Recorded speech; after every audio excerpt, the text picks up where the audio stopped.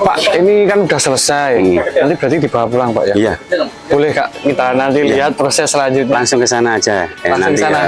Oke, kawan-kawan, kita ke tempatnya Pak An untuk bongkaran ikan patin.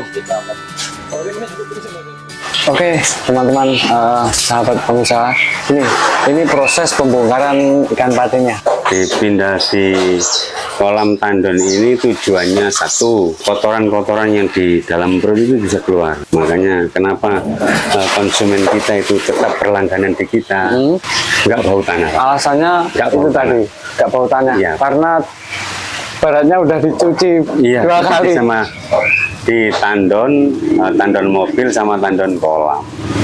Berarti nanti jam 2 pagi yang di kolam ini diangkat lagi, dipindah lagi, dibawa ke pasar. Bawa ke pasar. Kalau untuk kita kembali ke kolam tadi Pak, untuk di kolam itu harus berapa hari dipuasakan sebelum dipanen? Biasanya rata-rata 2 hari. 2 hari? 2 hari untuk rata-ratanya, untuk puasa agar tidak makan mau dipanen. Menjelang panen itu 2 hari. Menjelang panen 2 hari Pak ya?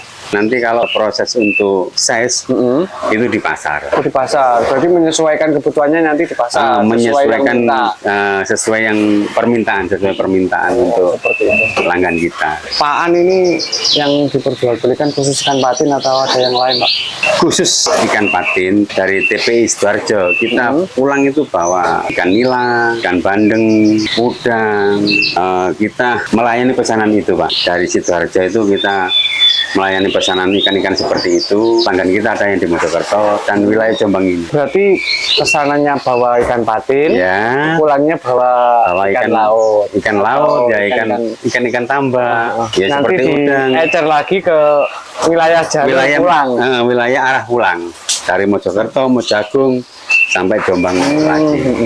Di TPI itu sistem borek.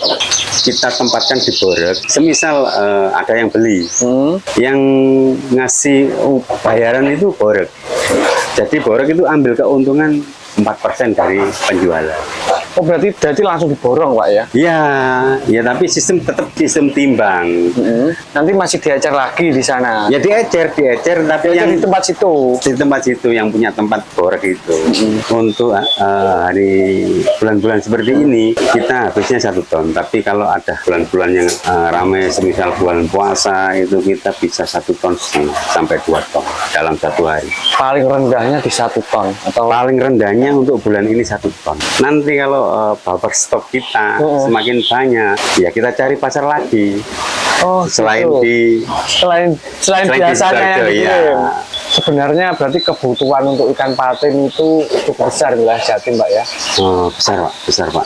Ini kan di Jombang kan istilahnya supplier bukan kita saja Pak. Di Jombang itu banyak, tapi kapasitasnya mungkin lebih beda-beda lah. Lebih kecil Pak. Tapi setiap harinya kalau wilayah Jombang sendiri itu 5 ton habis untuk wilayah Jombang sendiri. Ya. Awal mula saya bakul itu 2009. Tapi bergelut di dunia patin itu 2015.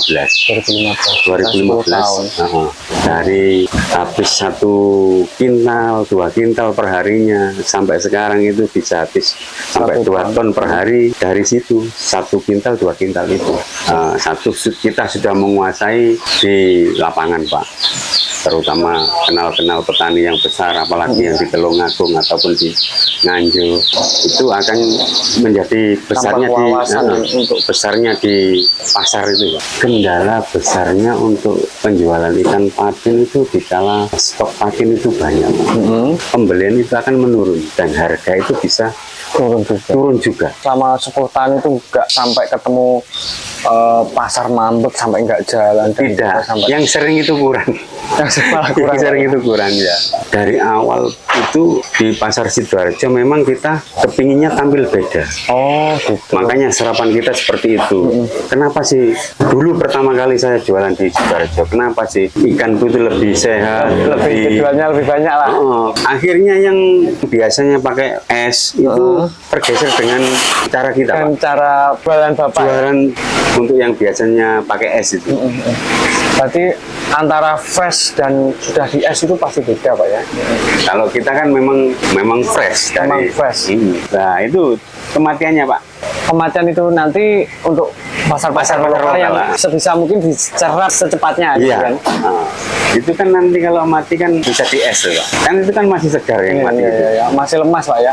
Masih lemah. Dan angka kematian itu tergantung yang kerja, Pak. Kalau lebih profesional Lebih apa? profesional, angka kematiannya lebih sedikit. Oh gitu Pak. Tapi kalau belum profesional, angka kematiannya pasti besar.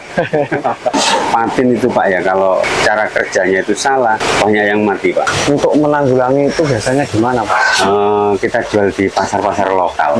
Biasanya tergantung apa Pak kalau kematiannya itu? Kalau kematian biasanya itu sistem kerja. Lebih banyak lagi kalau ikannya itu sakit, tapi dari petani tidak dikasih tahu. diketahui lah. Tidak dikasih tahu petani sama petaninya. Itu Nanti angka kalau kematiannya dari lebih sini besar itu ya. terlihat Pak ya. Tapi kelihatan kok ikan kalau sehat atau tidak itu. Ya udah pengalaman berapa tahun. Tapi kemarin itu ada ya. Kecolongan begitu. Kecolongan dari sistem kerja. Ikan 1 ton di perek dalam 1 kali itu berisiko Pak. Maksudnya? Makanya biasanya dalam 1 ton itu diperek 2 kali sistem kerjanya. 1 yang pertama itu biar kotoran di dalam perutnya itu keluar. Wah. 2 menanggulangi angka kematian dari Maksudnya di piring itu dijaring. dijaring ya dijaring itu Pak.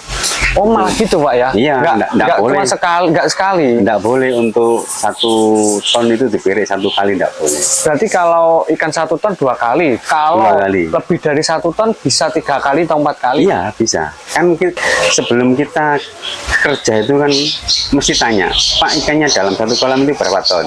Kan mesti tanya.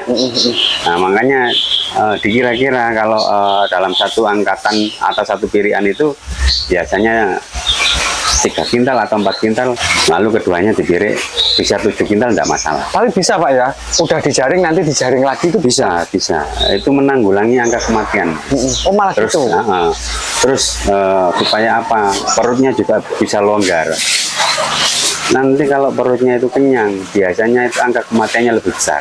Tapi kalau perutnya kosong, angka kematiannya sedikit. Bisa mengeluarkan kotoran yang di dalam perut itu. Makanya kita pakai sistem tampung dan tampung itu kan supaya apa? Kalau kotoran yang di dalam perutnya itu bisa keluar dan itu penyebab bau tanahnya.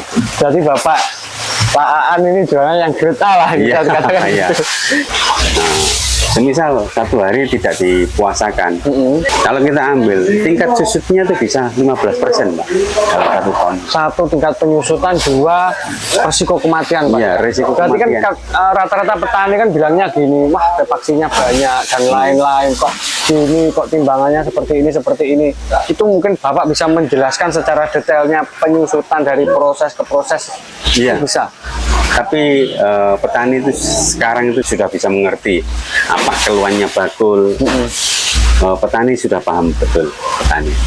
Nah, permasalahan petani juga cari bakul yang bisa diajak kerjasama juga kan ya sulit Pak. Betul. Yang Makanya konsisten. kita yang kerjasama sama kita itu sudah tahu karakter kita, Keuangan. petaninya, ya, keuangan pun. Timbangan, Justru yang pertama itu kan keuangan betul Pak. Tapi memang dunia pasar kayak Dunia gitu. pasar Ini seperti sambil itu. ngopi Siap, Pak, Mas. siap. Sambil ngopi. Gini nih. Oke, terima kasih Pak, repot-repot. Jenenge ngopi-ngopi. Ngopi dulu. Ngopi dulu. Lewong Jawa iki jenenge apa, Mas? Benteran iki, lewong Tulungagung. Rasane mboten ngantuk nggih. Nah, wong Tulungagung, wong Kediri iki lek ngarani benteran ngene. Beneran. Rasane fresh.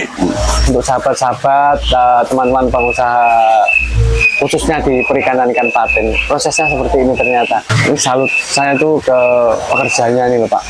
Kok bisa ya? Maksudnya dipegang Ambil satu-satu ya. ya.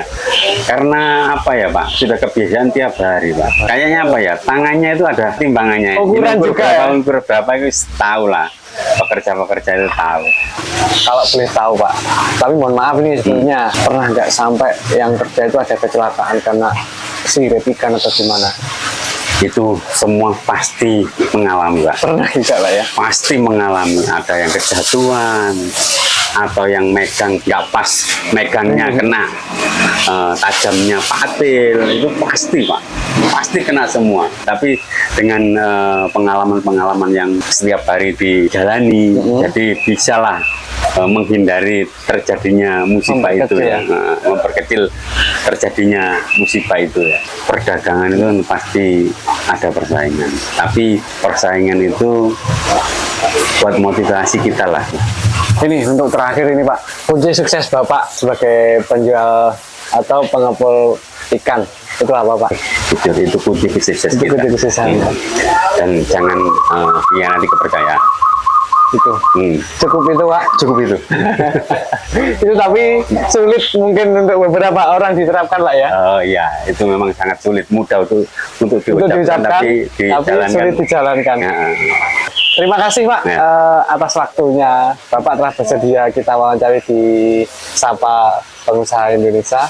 Mungkin cukup sekian dulu dari kita. Kita lanjut di episode berikutnya. Terima kasih. Wassalamualaikum warahmatullahi wabarakatuh.